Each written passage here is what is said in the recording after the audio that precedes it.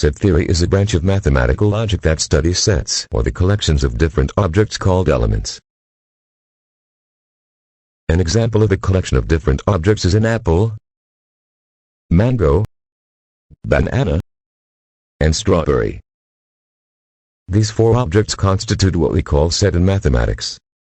Each of these objects constitutes a member of a set called element, with a symbol shown.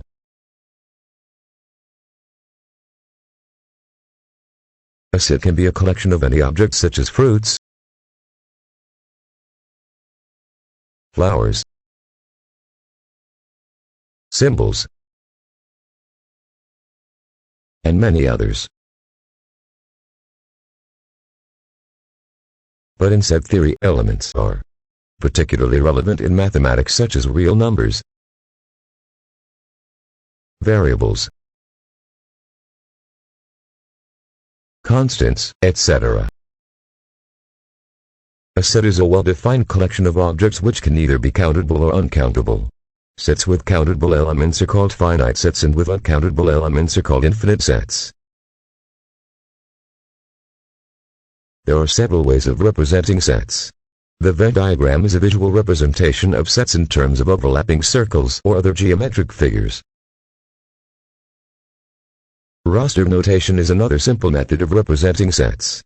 The elements of the set in this notation are listed in a row inside curly brackets. Thus finite set with elements 1, 2, 3, and 4 is written as shown. Infinite sets such as the set of all natural numbers are written with 3 dots. The 3 dots means that the elements are infinite or uncountable. Each element inside the curly brackets are separated by a comma. Capital letters such as A, B, C, and D are used to designate the sets, and small letters or numbers such as A, B, C, or 1, 2, and 3 are used to designate the elements. There is no order in the listing of elements inside the curly brackets. Thus we can write 3, 1, and 2 instead of 1, 2, 3, or C, B, and A instead of A, B, C. For example, if we have a group of elements such as 1, 2, 3, and A, B, and C, we can designate such set as set A, or set B, or any of the letters in the alphabet. In roster notation we can write this as or. Set builder notation is another way of representing a set in mathematical form. In this notation the elements are described or defined instead of listing them in a row. This can be read as set B is a set of all x such that x is a natural number from 1 to 10. Sets may contain unique elements specific to that set or can also be found on other sets. Sets with no elements in common are called disjoint sets.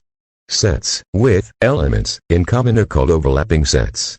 A set with no elements is called an empty set and represented by the symbol shown. Two sets, A and B, are equal only if each element of set A is also an element of set B.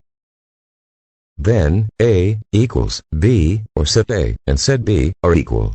This means that in order for sets to be equal, they must have the same kind and number of elements.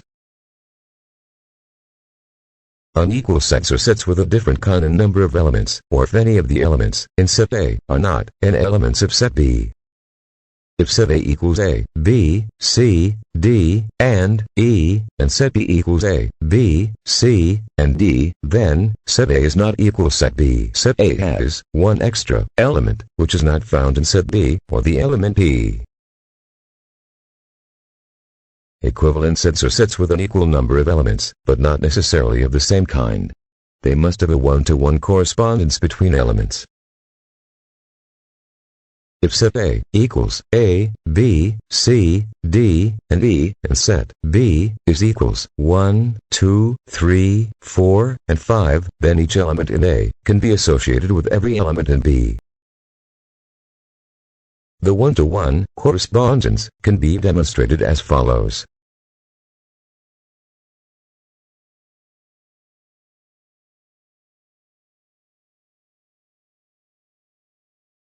Each element in set A can be paired with exactly one element in set B, as shown.